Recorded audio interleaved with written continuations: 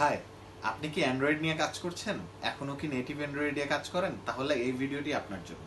আজকে আমি আপনাদেরকে দেখাবো কিভাবে রিসাইকেলার ভিউর সাথে ডাটা নিয়ে কাজ করতে হয় এবং একটা কিভাবে রিসাইকেলার ভিউ লিস্ট তৈরি করতে হয়। চলুন দেরি না করে শুরু করা যাক।